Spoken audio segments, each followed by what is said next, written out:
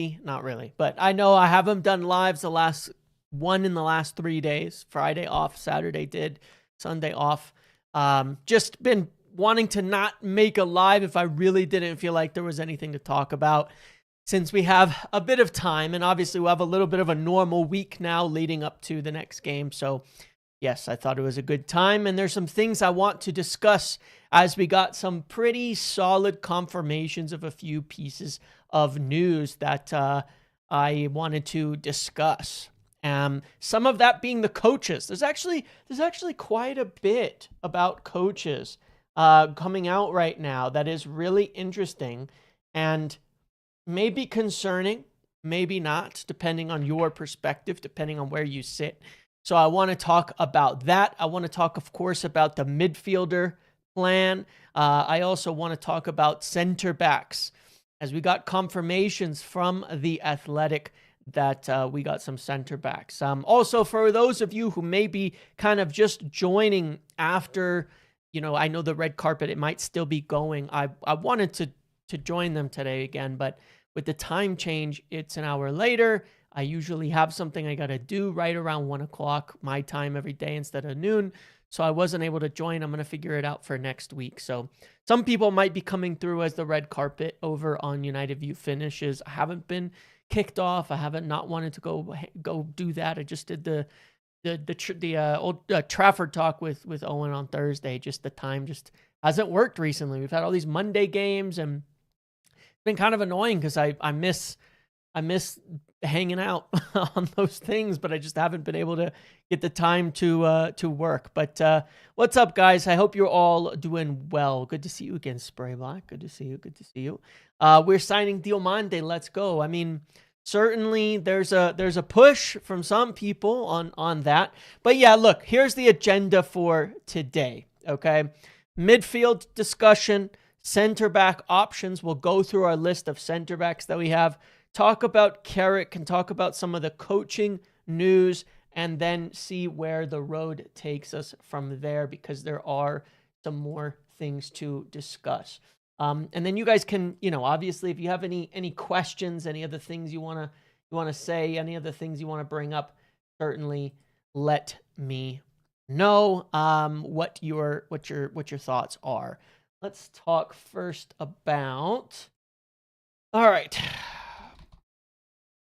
Let me just tweet this out.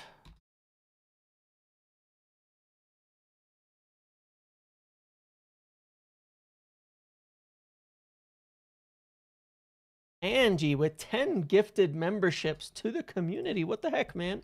Thank you so much. I appreciate you.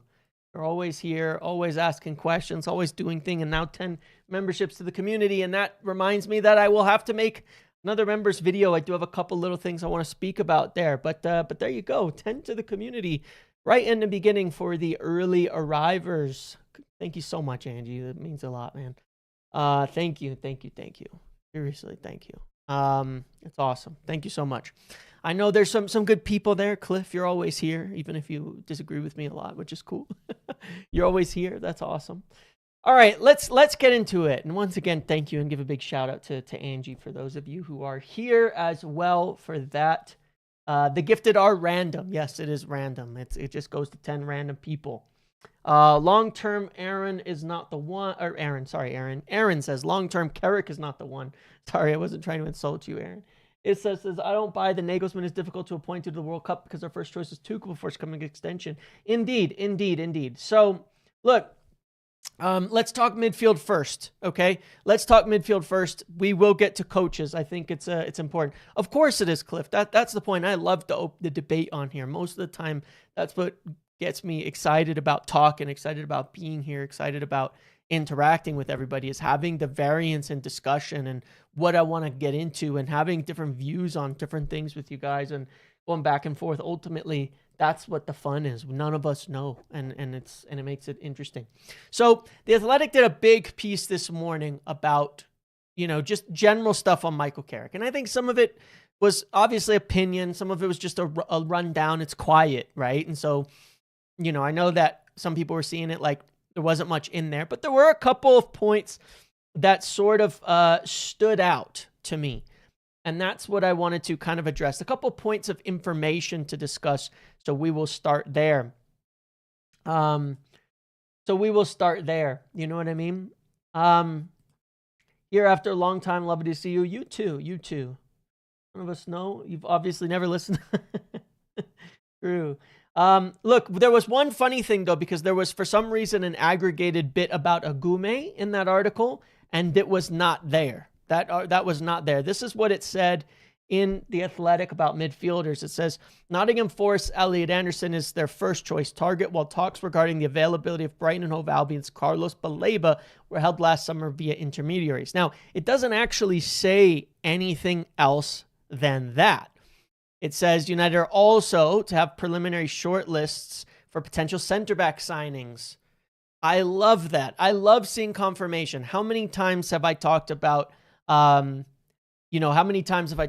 center backs in recent weeks and told you we are looking at them, but shortlists, hearing that from guys at The Athletic is a good thing to me. That says maybe we're progressing forward on the idea of signing a center back this summer, because we certainly need one. This part, the second sentence there, I think is an opinion, where it says adding a left back who could take over from Luke Shaw when needed and offer more width down that flank might also be smart. So it says,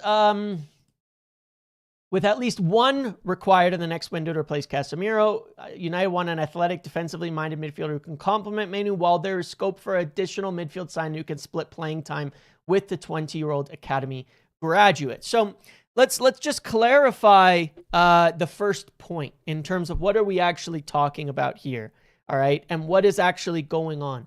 One, I'm just going to keep telling you, you have to look at the simple math. I did a whole explanation of the summer explaining how 1 turns into 2, turns into 3, turns into 4, and just the way that United kind of plan, okay? And the way that they plan is pretty simple. 1, we've got to replace Casemiro. Then, number 2, once we've replaced Casemiro, we very likely need another one because we're going to be short in players. There's injury issues, there's potential other departures. There's other things that may happen. And then you go, well, but if we're looking at 2, we also are probably looking to, at this point, move on Ugarte. And then we're likely looking at 3. So, and that's the reality of it. So when I see people panicking about, it says we're going to get 1 midfielder, or it says we're going to get 2 midfielders, or it says this or that, don't worry about it. And I mean that seriously. Don't worry about it. I'm telling you right now, with as much certainty as I can, that the intention is to recruit 2 or more midfielders this summer. That is the intention. Now, look, when it comes to the budget, you also have to bear in mind some of these things will be conditional on the basis of where we finish in the league. If we have a disastrous end of the season and finish outside of Europe, are we buying 2? Probably not. I don't know if we can. We'll have to sell to buy in certain positions. We'll have to do things. It's going to change the scope of it. And so until it's obviously confirmed where we are finishing in the league, there will remain a tendency to scale things back, to pull things back, and to, relax a little bit and say, oh, well, maybe we're not actually going to. We're just, there's 1 and then 1 here and 1 there, and that's maybe it. But a lot of that is because as of this moment in time, we have not yet confirmed. We've been not yet confirmed looking for, we've not yet been confirmed as Champions League. We're not yet confirmed into the top 5. We're not yet confirmed into a lot of things. So until we are confirmed, it's going to be very difficult for them to say, yeah, we're going to sign 2 or 3. Or for whenever you ask people at United or talk to sources or on a more official sense, I get a lot of rumory things in the way that I work on things. And so my stuff tends to be maybe, I'm not saying ahead, I'm saying my stuff tends to be a little less safe in that respect, which means it can be, it can be wrong in that they might intend to do something and then they don't do it because shit happens. But I am telling you that is the intention. That much I am certain that the intention is to get multiple. Now, the first one being that athletic, defensive-minded, ground-eating type of player. Who is that? Who is that player? Well, obviously we know Elliot Anderson, but I think that you have to add on to that the problem with Anderson. We know that Tonali and Anderson fit into that. We know that Baleba fits into that. We know that Kamavinga fits into that. And we know there are a few others, but probably not, I would say, necessarily Wharton. Wouldn't classify him as athletic, even though he is defensively minded. Probably not Wharton, and maybe not a couple of others that people have discussed, like a Stiller or something like that. That's why I've always heard and said that the second midfield signing, if there was money, if there was a way to stretch, could be someone like Wharton, because you probably wouldn't play them with Cobby, but you'd play them in place of or sharing minutes with Cobby, like the piece says. So that's the way you have to look at it, is that one, we need a nailed on starting number 6 type of player. And then next we need somebody who can either play with, instead of Cobby, or rotating, and all of that kind of mixture of personnel. So yeah, Pablo Barrios, Tonali, Anderson, Camavinga, these are the type, Tchouaméni. These are the types of names that I would think of for that first type of signing. Baleba, those are the ones that I would think of for the first type of signing, whatever we can get. The second one is going to be much more up in the air. Could be a young guy like Buati. Could be somebody totally different. You know, it could be kind of any of them. But yeah, the concern right now is obviously there's so much like noise around Elliot Anderson and Man City. There's so many like rumors out there. There's so much like old fashioned muppetry and things like that look at it. João Gomez would also fit into that deep 6 one, but maybe that would be more of a cheaper one or something like that. Any news on the manager, James? Tell me De Zerbi isn't going to be it, please. Also, do you think after midfielder is done, we'll look at a new RB? Totally. Thank you for that. We'll definitely get to the manager. Look, I don't personally think it'll be De Zerbi, but we'll talk about that in a minute. I'm not saying he's ruled out, because I wouldn't rule him out today, but we'll talk about that in just a minute, okay? So yeah, look, we've got a lot of options, but again, where we finish, we know this, we can't say anything till we're finished. But again, the plan is 2, and then if we make sales, 3. And so just get that, okay? That's what it's going to be. That is the intention, is 2. Where we finish in the league will determine more. And yes, look, if there's a buyer for Ugarte, if Milan are coming, or somebody from Italy is coming and saying, hey, we want to take him, I think he'd probably do quite well in that league. Then United are open to the sale, and definitely open to buying another midfielder kind of in addition to that. But and that could be another route for a midfielder. They're definitely open to offers for him this summer as of this point in time. And he's had some discussions with his representatives and other clubs and such as well. So we have that to start with.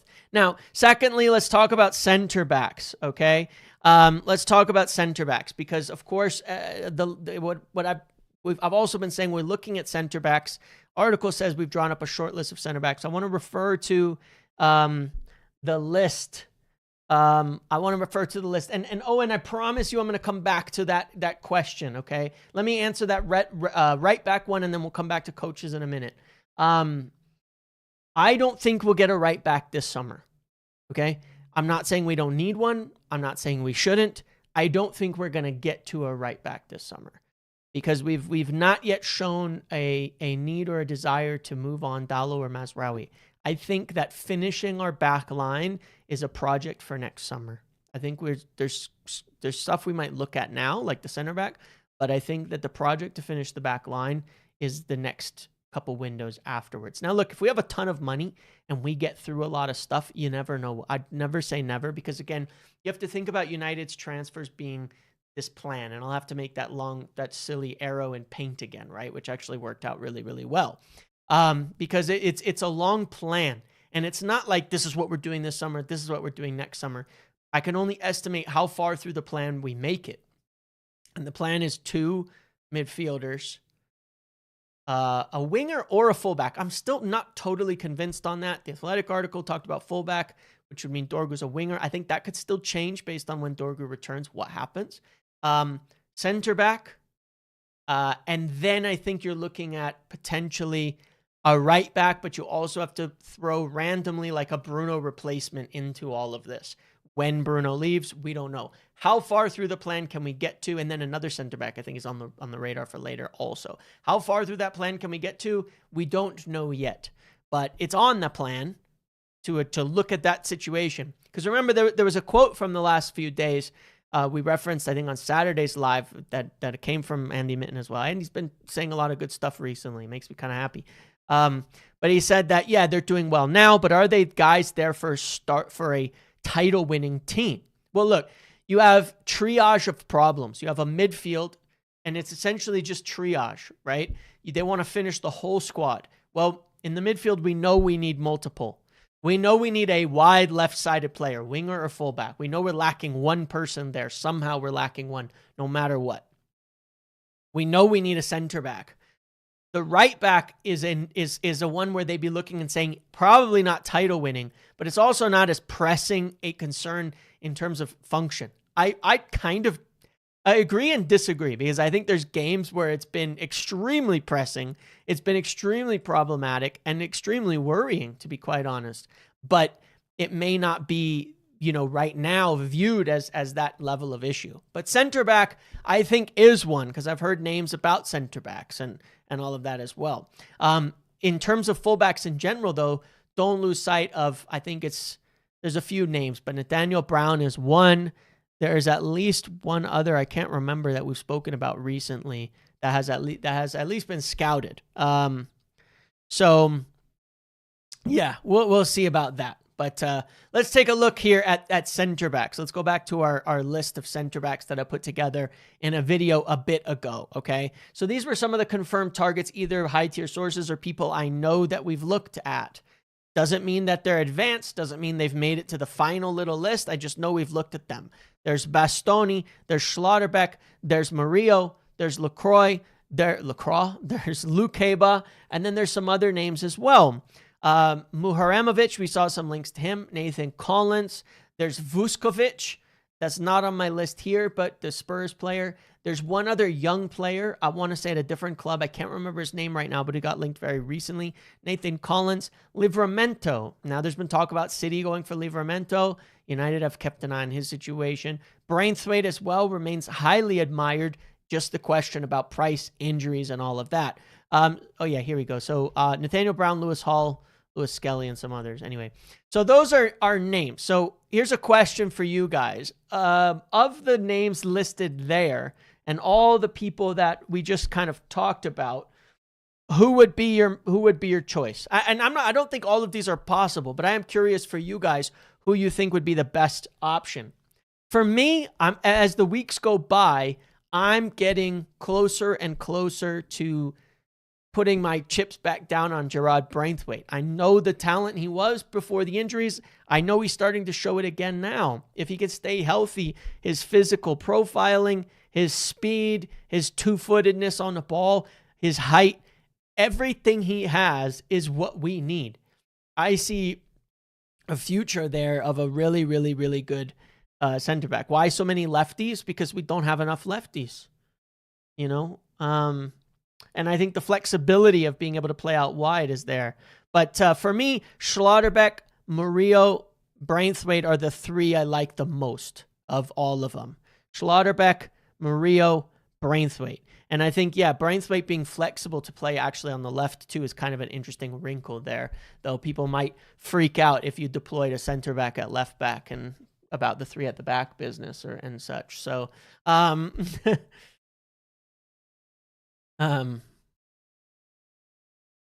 yeah, but anyway, those are kind of the idea there.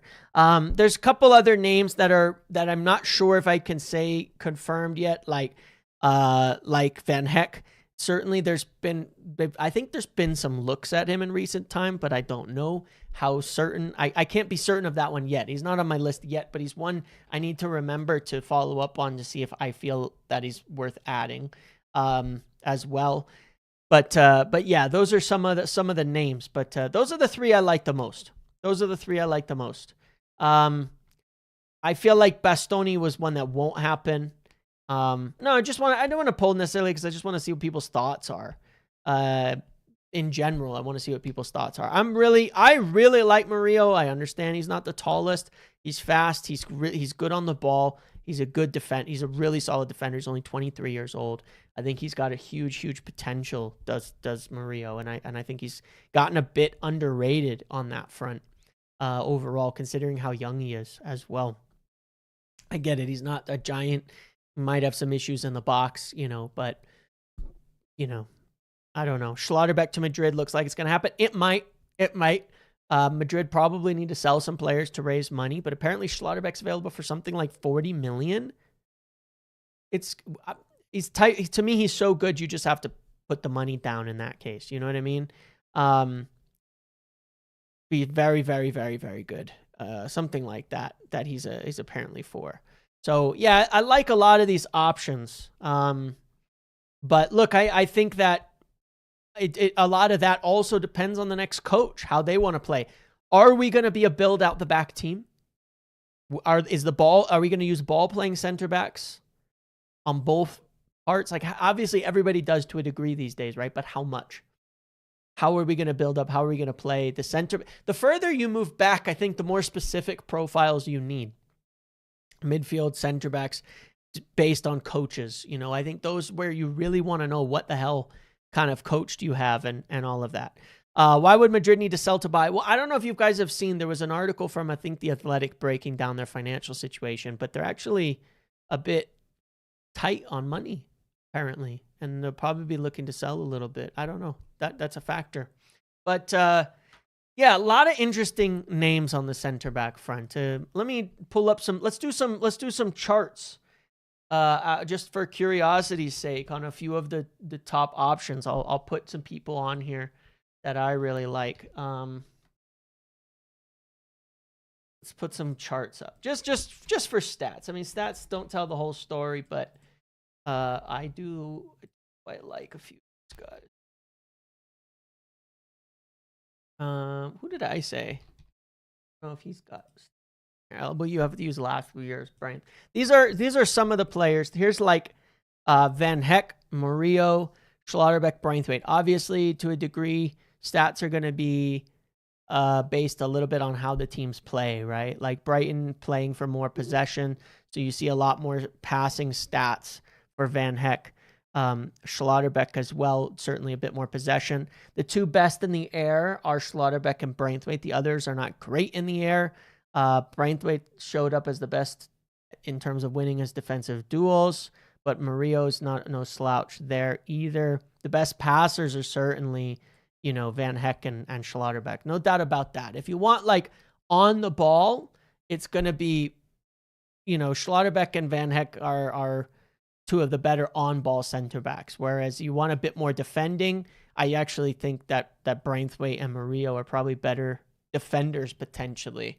In general, in that sense. So kind of matches the eye test the stats do, in my opinion anyways. I think it kind of matches the eye test there. What do you guys think? Look, again, I'm not saying that means we're going to get him, right? Like the Schlotterbeck thing, you know what I mean? Like, yeah, Madrid might want him. They might go for Konate. We don't really know. They might get him. He might not leave. We might not be able to get any of those names. We might have to look at somebody completely different. We might have to, we might go to the Red Bull Lukeba connections. You know what I mean? Like, we might do that. It could be one of those guys. It could be somebody from completely different from, it could be somebody from Vavell. And there was a youth name that was discussed. It could be Vuskovic. He could be leaving Spurs. His agent, Pino Zahavi, who, regularly was trying, likes to try to move players to United, was talking about how he might leave. He might, leave Tottenham. Don't know what the plan is for the future. Tottenham looking at quite a fire sale here. Articles today talking about how Romero's going to leave and X going to leave and these guys are all going to leave and a bunch of people are going to leave. And I look at it and I go, what the hell's going on at Tottenham? What do you guys think of Romero, by the way? Like, of the two, Romero and Van de Ven, I think Romero is actually a much better player, but he's also a lunatic, right? I mean, sometimes that's a good thing. Sometimes it's not. I would say presently he's so unhappy there that maybe that's making it worse than it is in terms of his behavior, red cards, discipline, and all of that. I think he's a very good player when he's not getting himself sent off. But I don't know that I would sign him. It seems like quite a risk. Yeah, that's my concern. Is it feels like it's too much of a risk. That's you're echoing my thinking. Like, I think he's a good player, but again, quite a risk in that sense, and I don't think we can afford that kind of risk right now. He wants out. Yeah, well, that they seem like they've given up, and it's hard for me to tell. I mean, obviously he's had red cards before, but like, how does Romero show up on this?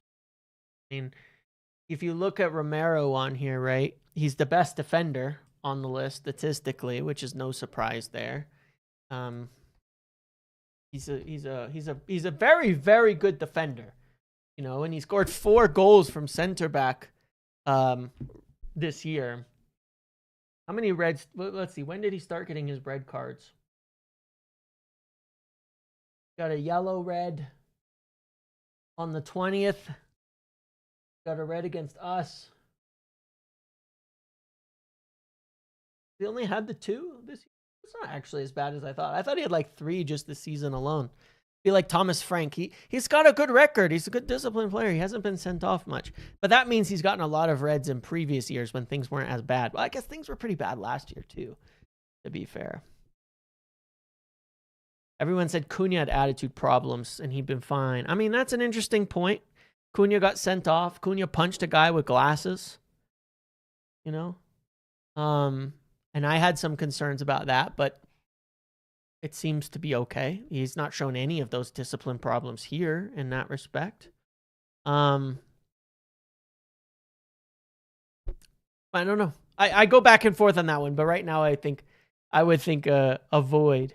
I think they want to keep Gray, Bergvall. They had a list of players that they're intending to keep. Now, look, that may not be. They may not have a choice in some of the matter, but yeah. They did have a list of players that they wanted to keep.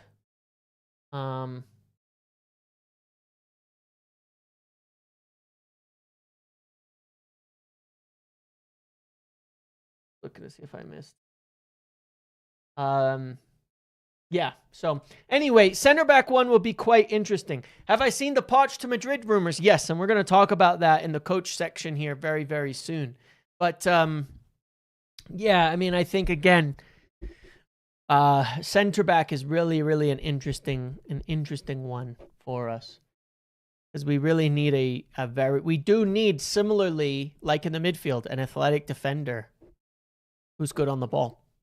We need that kind of all-rounder. Now, Andy Mitten was talking for a while about United getting a leader. Who screams leader? Who screams leader to you? Okay. Of the names that we just talked about. Forget the ability for a moment. Of the names we just talked about, the main names, who's a leader? Have any of them been captains? Have any of them been vocal leaders on the pitch at different points in time? Who would you consider to be a leader on those lists? You know? Because I think that matters too. I think that when we lose Harry Maguire, we lose a lot of vocal leadership at the back as well. And we lose a lot of that. Murillo, Schlotterbeck. Yeah, I think both of those are correct in that options, and both young, but I think both experienced and have done that as for their team.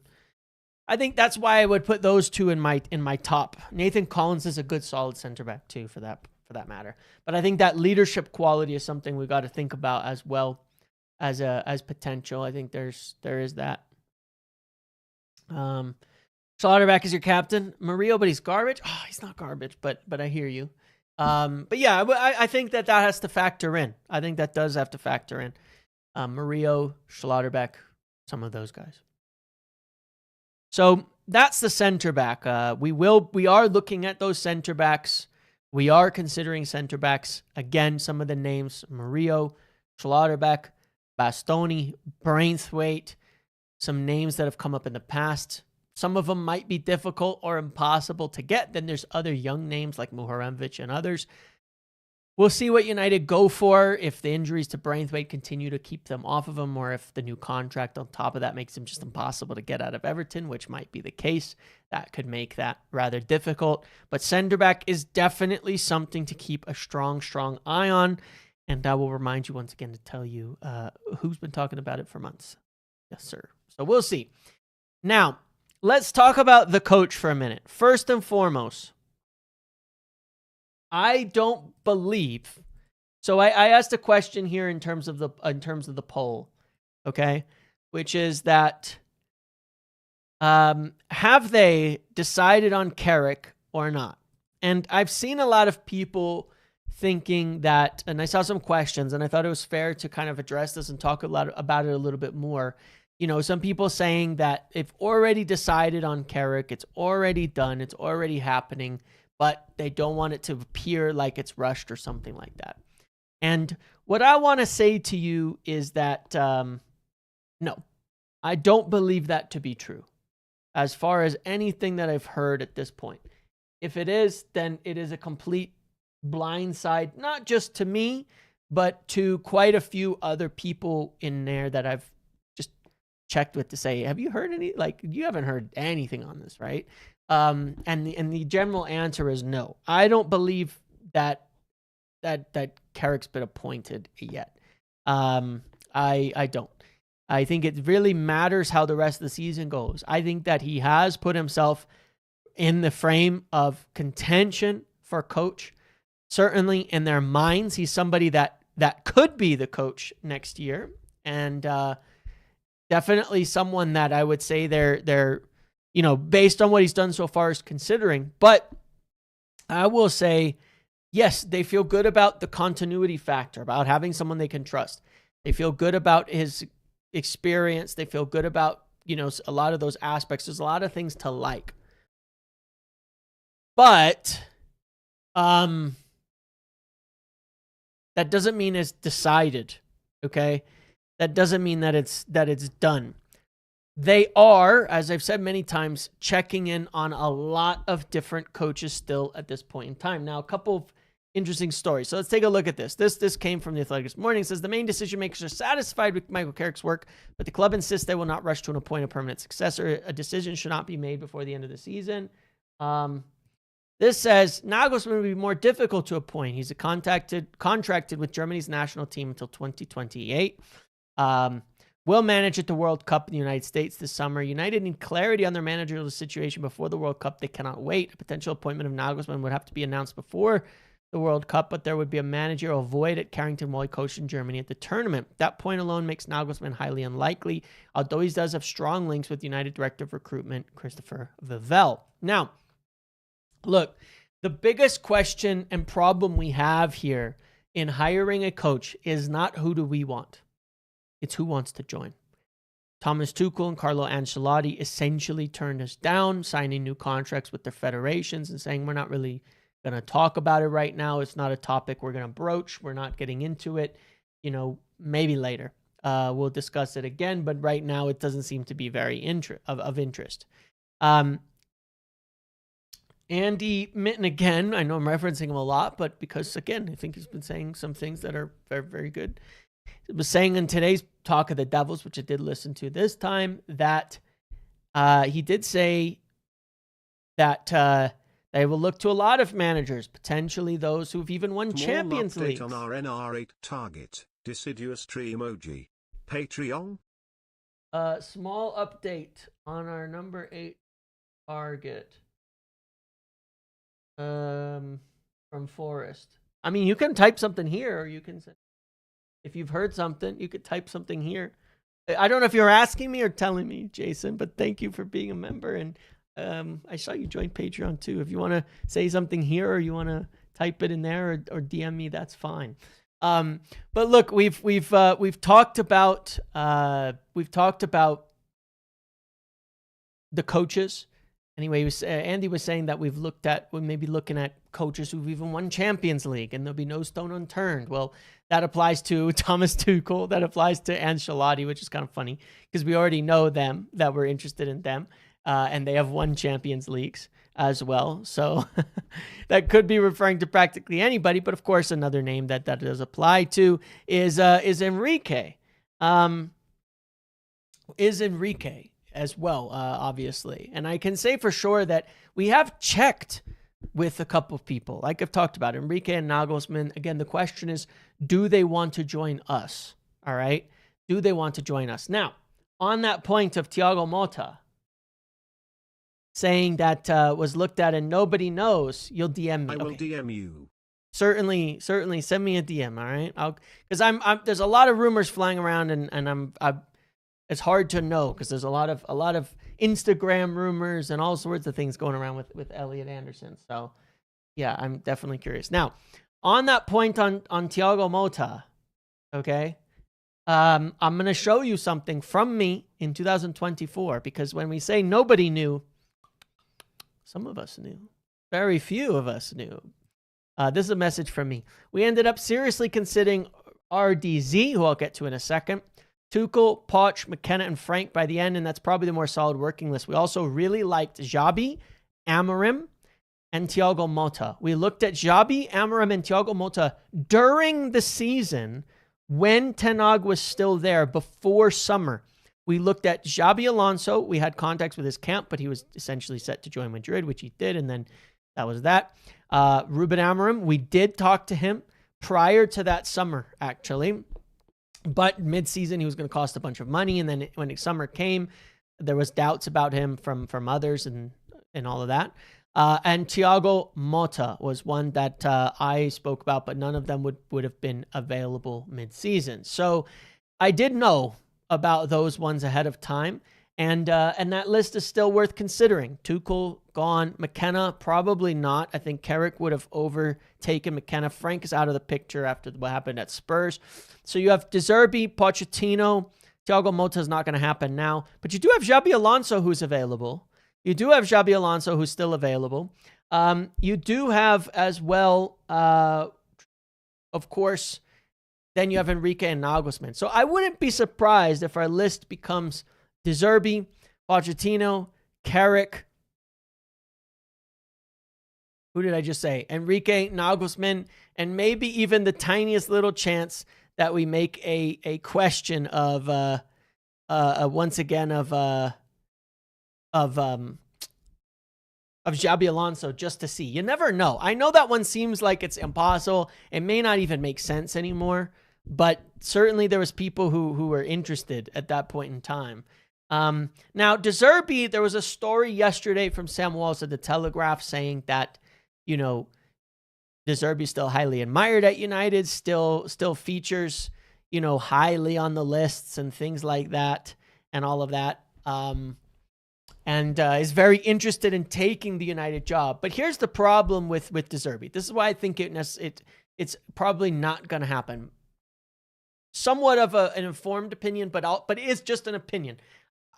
I again, during the next break, I believe talks will occur. De Zerbi has the advantage in a sense of being unemployed at the moment. But two reasons. Number one was certainly concerns about his attitude, behavior type of things. His ability as a coach is great, is definitely admired, but one turned us down already, demanded more money, did this weird thing with contracts and all of that, is pretty demanding about players and signings, and just blew up and did a whole fucking meltdown. Okay? It just, the whole meltdown blew up all of that at Marseille, and it ended things, and he was underperforming, and it was just like, it ended in catastrophe. I know there's concerns about that. I know that there's worry about those issues. If there are those many worries on those issues, then I feel like they won't go for it, because the worries I know there are there. They are concerned about those things. So I feel like it's too many things they're concerned about to overlook and hire, because he's not a generational coach. In fact, I will say it. I don't think De Zerbi's done anything Amorim didn't, but he's even more toxic.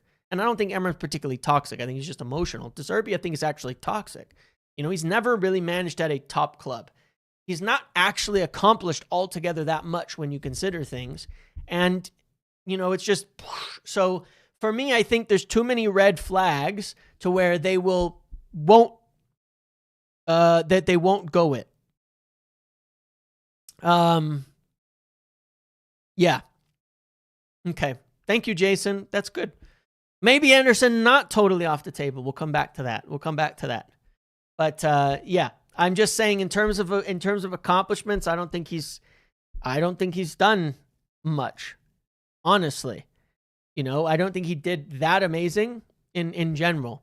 So I would say there's a lot of red flags where you have to kind of remove him from the list. In my opinion, I think it's so many red flags, they won't overlook it and they won't hire him. That's what I think personally. Secondly, then you look at the other names, right? Question is, does Enrique or Nagelsmann want to take the job? If there's doubt over Enrique's position, I think that certainly opens a conversation there. If Nagelsmann can be convinced by Vivell, who's definitely pushing for him, and there will be probably some conversations soon, then those could happen. And then in addition to that, then you've got Carrick, obviously. How do the next 9 weeks go? How do the next 9 games go? How does that happen? How does all that occur, right? And then there's Pochettino. And amusingly, Pochettino is in line for the Madrid job. Believe it or not. Florentino likes him as a coach. Moy Lorenz, who's a very good source, says that, Pochettino is on Madrid's coaching shortlist as they potentially move for a new coach to replace Areola in the summer, which makes sense given he should be a temporary coach. So this story kind of caught me by surprise today because I was like, I know I'm not the only person in football that rates Pochettino.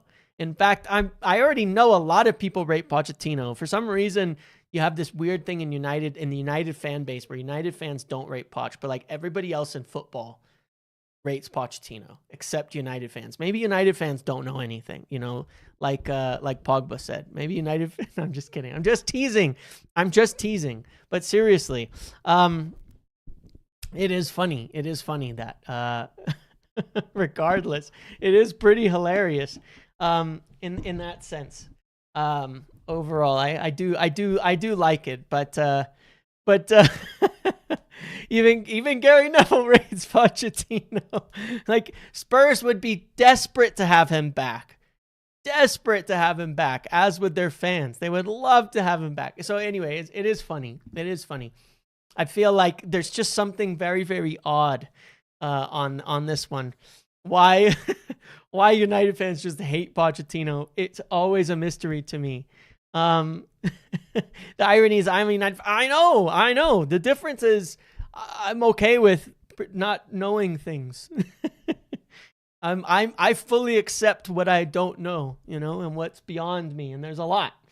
There's always a lot. Trust me on that. I'm fully accepting of that. Pochettino edged us with his appointment too many times. No, we edged him. He was in line to get the job, and then, they conducted a poll on Twitter and picked Eric Ten Hag because he was more popular with fans. No joke. Actually, how this club operated. Actually,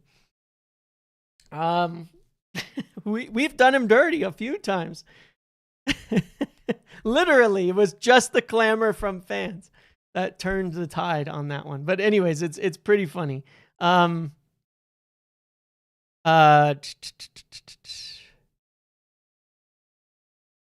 me just check something. Thank you, Jason. I'll check your messages out. I'm not going to read them out here. Obviously, I don't think you'd want me to. So I'll check those after. Thank you, my friend. But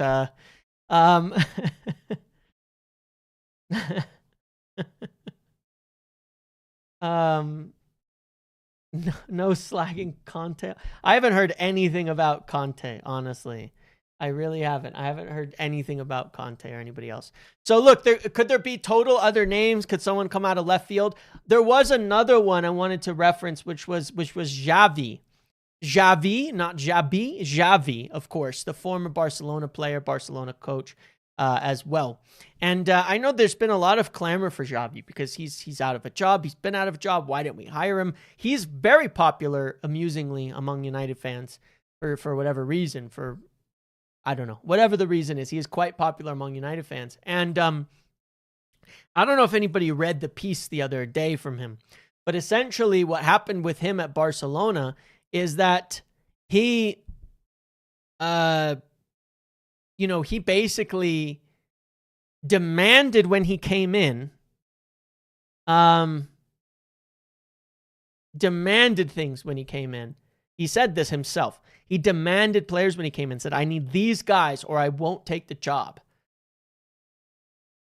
Never going to work at United. That's again, one of the biggest reasons we didn't hire him. That's just not what we're looking for, not what we're going towards. Not the direction of things at the club, and that would make sense. And I don't think Xavi's very good either. So, but yeah, that he said it himself. It was from the horse's mouth. He explained, like, he comes in, big demands. I need these exact players. I need this signing. I need this. That's not going to work at United. I would imagine that similar discussions happened when he was looking at the United job and saying, well, here's what I think about the team. I need these guys. Like, when a coach comes in and their first instinct today is to demand specific players, not signings, but specific players, I think that that's not going to happen. There was times in the past when it made sense, right? When we were operating under the old ownership, the current but old ownership, the old management, any coach would have been a fool to not come to United and say, I want all of these players. And the only ones who said they didn't, Ten Hag, lied. And then they made demands after they got the job. So, but it makes sense because you would have looked at the recruitment and gone, these guys are fucking shit. They have no idea what they're doing. I need to come here and sign players, right? But not in the present would that happen at all. So, but it's an interesting one because he was demanding them at Barcelona, and he felt that his biggest mistake was he stopped running recruitment. He stopped demanding specific players. That kind of attitude, obviously, maybe he's right, but that wouldn't work at United. That whole idea wouldn't work at United. So, on that front, it makes a lot of sense. In that front, it's rather interesting why he didn't get the job and why he probably won't be factored in into consideration or anything like that.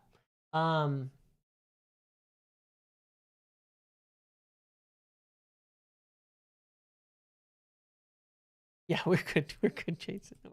No worries. I didn't think you wanted me to. But anyway, that's all. That's all we've got.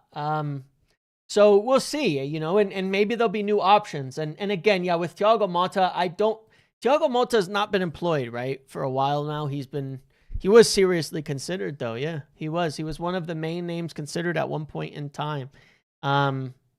He was. What is Thiago Motta doing now? I quite liked, for what it's worth, like, obviously he made the step up to Juventus and it didn't work out, right? I thought he did a really good job before that, and I actually really liked the way he played football before he went to Juventus, obviously. But Juventus is such a strange club. I find it hard to know how to judge things. You know what I mean? I find it really tough to judge at Juventus, but obviously failing at that step up probably has to be considered as a bit of maybe not a red flag, but certainly a caution flag, in a virtual safety car, as they might say, on Thiago Motta, But I did like his football when he was at Genoa, and he was quite an interesting option when I heard of it. So would they relook at him? Could be. Again, I think they are going to look at a lot of managers. I know they've looked at quite a few. I believe they'll hold some talks in the next few weeks. And then I think they'll see how the next few games go, obviously under Carrick, before kind of saying, all right, this is the direction we want to go in. Who do we have? Who are our options? You remember he drew a lot at Juve and can score goals. Yeah. Then I watched a Tifo video about who did they say? Who did they say is the best fit at United manager? I didn't. Look, obviously the debate about Carrick is big, and some of the words and things I might have said might come off harsh. I'm not really like I'm not really anti or pro Carrick like at all at this point in time. I just think that for me, like, I think that Carrick has to earn the job, and I don't think it's earned. You know what I mean? It doesn't mean he's done a bad job so far. They said Nagelsmann. Okay, cool. That makes sense. I don't think Carrick's done a bad job, but I don't think he's earned it either yet. You know, again, our best games were his first 2 so far, right? Now, I said in the weeks leading up to that, which people didn't really want to hear at the time, and in the weeks after that, that the truth is that he didn't change much yet by that point in time. Didn't do a ton of coaching. Didn't really make much, like, you don't make huge differences in things in a couple of weeks. Now, the games and the performances have been declining. How much can a coach do mid-season? Not that much. Yes, it's a game a week, even a game every 2 weeks, so we have more time on the training ground, more time to prepare. To me, it should be still really up in the air. I think Carrick is a good coach. Do I think that Marco Silva from Fulham? I think Marco Silva will be looked at. I think he will, but I think that there are also concerns over the way he operates as well from an attitude standpoint. But I also think that with Carrick, there is a valid question as to, like, does he have what it takes in general to be the guy for United?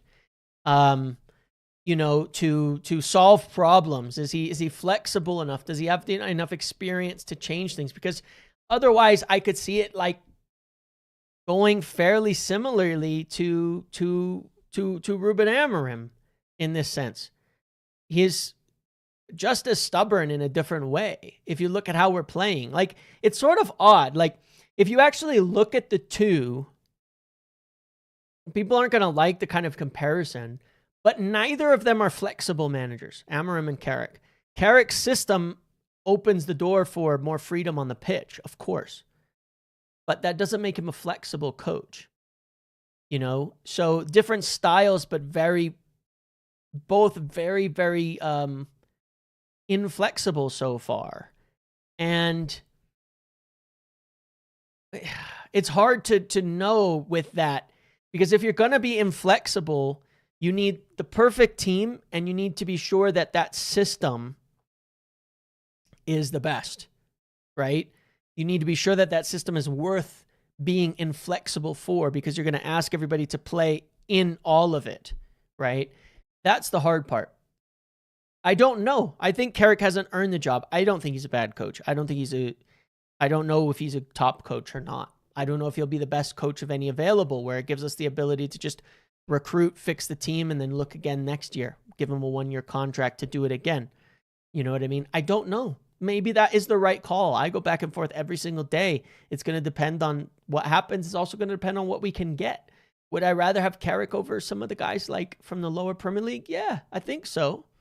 But the other thing that I do feel is lacking is, there's one thing that I take as a red flag for me. Just one that I actually think is a red flag. So you know how people talked about how, like, well, Amorim too emotional, too volatile, so the team was too volatile, right? Yes, but they were also passionate. They were also intense. They also got around a lot more, and I think they worked harder, because the volatility goes on both ends. Volatility is a high volume of emotion, a high volume of action. And so they reflected that in good ways and in bad ways. I'm concerned that it's so laid back, it's so chill. What are we seeing on the pitch? A team of players walking, a team of players being laid back, a team of players chilling, a team of players modeling their behavior after that. And does it lead to calm? Yeah, it's good defensively. At the back, you want calm. You want Lamens at the back.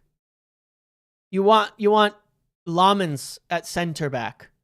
You know, you're Maguire, calm, not so crazy. But we have lost an edge in recent weeks. We have lost an edge in recent games. And And that reflects, and we've toned down training, we've done those things. To me, that is a red flag because I think intensity is important. Look at Jurgen Klopp. I always talk about Liverpool. I know it's frustrating, but that team absolutely modeled Jurgen Klopp. You think if Klopp was sitting there, on the touchline, just like never emotional, never excited, never upset, that it would have infected the crowd, the players in the way that he did. It was probably one of his greatest strengths. Liverpool lived off of that emotion, much as we may hate to say it. Pep Guardiola, for all his weirdnesses, is a very intense coach. Very, very, very intense. I mean, scratching his bald head to shit when things are going wrong. Pep is a very intense coach. Very, very intense. Arteta is an absolute weird guy, but he's also quite intense. I think that is important. I think that intensity of a coach is important. I think maybe Carrick, if there's one thing that I think he's missing objectively, I think he's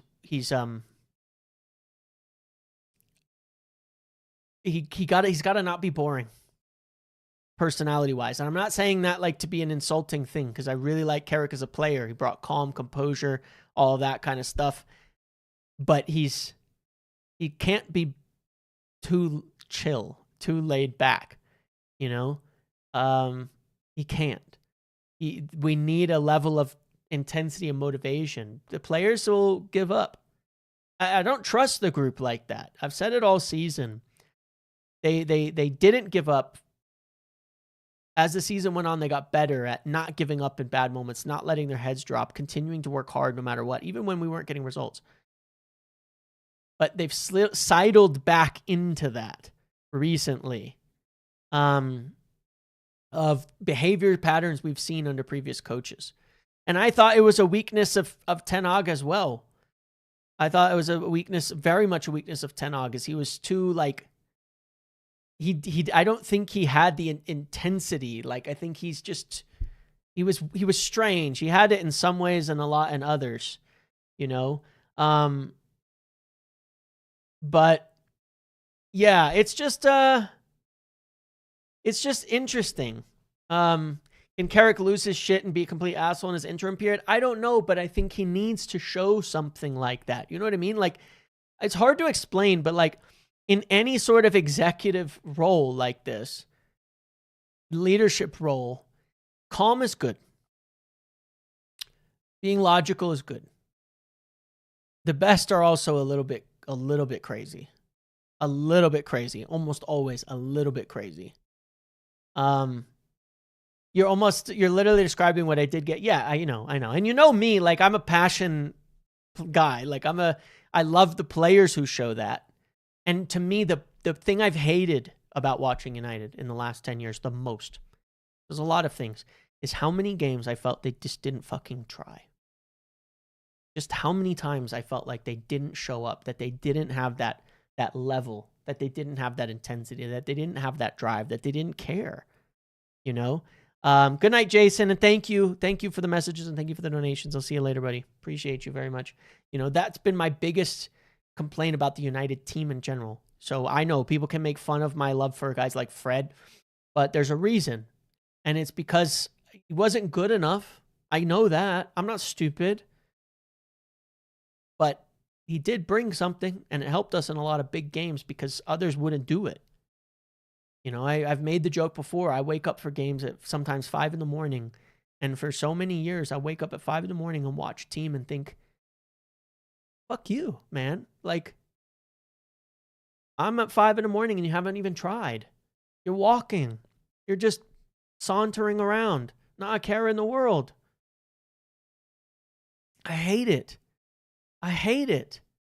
It bothers me so much because to me it's a baseline thing. You know what I mean? It's you need quality and you need all these things, of course, 100%. But for me, the thing quality is a nature of the players you buy, right? Players you buy give you quality. Good recruitment gives you quality. Good signings give you quality. That gives you quality. It's a culture and a team problem the lack of effort. It's not a quality problem. It's not a purchasing problem. It's not a transfers problem. I mean, you can buy lazy players, yes, but it's something in the club that has to be solved, and it does have a lot to do with the coach. It has a lot to do with the coach. You know, I will say this for Jose, you know, when he was here, it's one of the reasons I quite liked him. We had some awful games, but I always saw a ton of effort. Tons of effort. I remember the game where we had a really hot start to the season, and then we played Liverpool at Anfield, and we defended the whole game. And it was 90 minutes of deep block. And and people were mad, and I get it, and I was too, because I was like, why didn't we try to go score goals? Why didn't we try to go win this game? But they worked their fucking ass off. They worked their ass off. You know what I mean? In that game. I remember Lukaku at the 90 minutes when the game was over, just like laying down on the pitch after running hard. But to me, that was the baseline. It's like, as long as you do that, that's the thing that has to be there 100% of the time. That's my one worry with Carrick. If we lose that, we're in trouble. Because nothing else we do will matter. No matter how good we buy players, no matter how good we recruit, no matter what talents we get, no matter how technical we are, no matter this and that, if it is allowed for players to drop the levels on the effort, we're finished. Nothing will work. You understand? Like, nothing will work. It is the foundation on which the rest is built. You still have to build the rest, and we've been bad at that.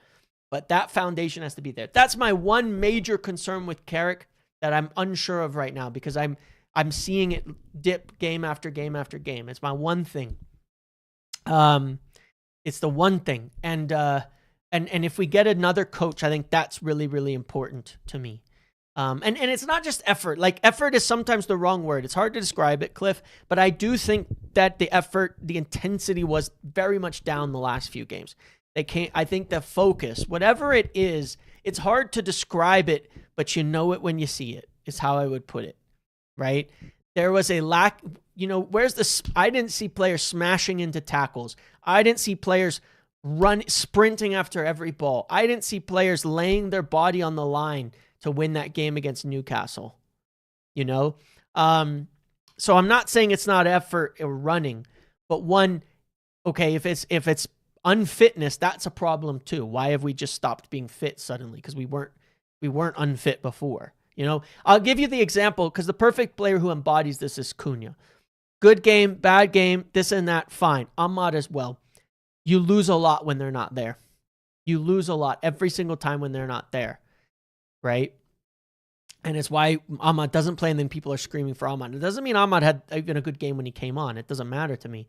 But it's like there's a baseline level of something, intensity, whatever it is. And intensity is probably the right word. It's not effort, you know, but it's like, it's the Gattaca line.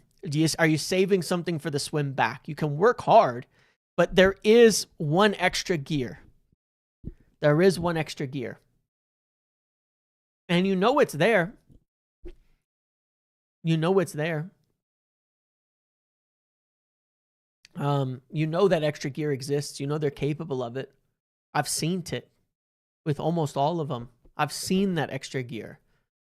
You know? Is it there or not? Do they take that extra gear forward?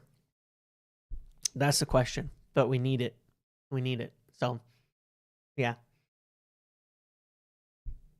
And I think that's something that I think that's something that the club are looking at and considering as well, and thinking about this and wanting to see.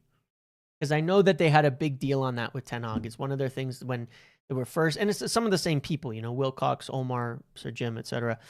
When they were evaluating Ten Hag, one of the things they didn't like is they felt that the team wasn't applying themselves well. And that was one of the biggest problems that they had, like forgetting tactics, forgetting things like that. They knew the physical levels of the team were poor. They still are. It's been improved, but there's still more to go. But one of their biggest things in terms of judging a coach is one of their biggest things in judging a coach is that application. you know? And I think, look, it's not just necessarily, it's hard to put it in words, because it's exactly like you say, Shatters, like injuries have picked up, even though we have a clear, like from where we were good and we have fewer games, but injuries have gone up, right? And like you're saying there, DB Cooper, running harder wouldn't have beat Newcastle, pass into red shirts would have, though. Just my opinion. Agreed. But, and the thing is that that's why it's hard to explain, because it's like you can see it. It's like when you look at a pass and you're saying, hey, I'm going to pass to that guy. What you do in that moment is a reflection of focus and intensity as well. It's like, how can you hit that pass? Casual, I'm just going to hit the ball, or do you like lock the fuck in? You know, one of the things that's frustrated me to death, and this is where it shows it, and I don't think this is purely technical because I've seen the whole team do it, is you can tell in a game when we're passing kind of how the game's going to be. Because we'll be passing at 5 yards, and instead of like hitting it hard, bam, hard, nice pass on the ground, right into their touch, quick, intense, focused, simple things, little things. They'll like P-roll it, and it takes the extra second, and they kind of have to walk over and, you know, take the extra touch and then turn and then P-roll it to the next guy and then P-roll it to the next. And so what happens? As the game speeds up, those passes start getting intercepted. Those passes start going to the wrong player. Those passes, you can see it. And it's like, I know you know how to hit the fucking ball harder than that. You know, you're kicking it like the 6-year-olds and 7-year-olds on my son's team that I've coached. You know, I know you can kick it harder than that. I know it. In fact, I've seen them kick it harder than that. I know you can. You're professional footballers, you know? So it's that type of thing. Like, you can see it in the way that they play, and it kind of affects everything. You know, it's like when you're doing something, are you really trying to do it, or are you just doing it? There's a difference, and it's hard to describe, but it is a mental thing, and it's a focus thing. It's a levels thing that it's hard to put your finger on, but it exists, you know? So that would be the one major concern that I have. Yeah, when they were at 10 men and we were still 50-50, we had an extra man. Where was the swarming out of possession? Utilizing that extra man, swarming them. You know, instead we were like all too keen to just run back, defend a little bit. We'll chill. We'll get the ball. We'll do that. You know, whatever it is, fear, it doesn't matter. It's an emotional problem. You know, it's a mental problem that we lose this focus, this intensity, this winning attitude one way or another. You need players. Yeah, you need players who demand it. You need players who act like it. That's why guys like Cunha are important. That's why guys like Ahmad are important. Even why guys like Mount are important. And when they're missing, you can see it. You know what I mean? It is important. Those things are important. You need that. But it's hard to have 11 guys like that. You need to set the tone. It's like two scales, right? And as you continue filling up one or adding more, you get more and more players, then the scales tip and the balance shifts, and it shifts one way. But the coach can add a lot to that. They can put their finger on the scale and weigh it in their favor. Some of the best coaches, that's what they're best at getting that out of the team, at tipping the scales and intensity and focus and all of that in one direction. But the more players you have that do that naturally, the easier it is to carry the passengers. And right now, I think it's on the edge, you know, and I fear that Carrick falls on the wrong side of that. That's my concern at the moment. It's not a statement of fact. It's not a certainty. It's not we can't change this. Maybe he needs, you know, but I just think he needs to show some more personality in that respect to get it out of people. And that's it. Okay, guys. All right. Well, this was a fun discussion today. We've gotten through a lot. Thank you all for being here. Thank you all for hanging out today. Thank you to Angie for the gifted memberships. Thank you to Jason for the donations. Thank you, everybody. Please do make sure to smash a like on the video. We got over 100. Means a lot to me. Thank you so much for that.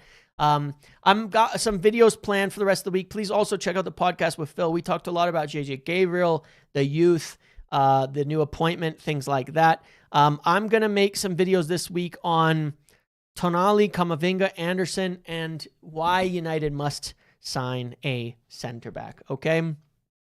So yeah. All right, everybody. Thank you.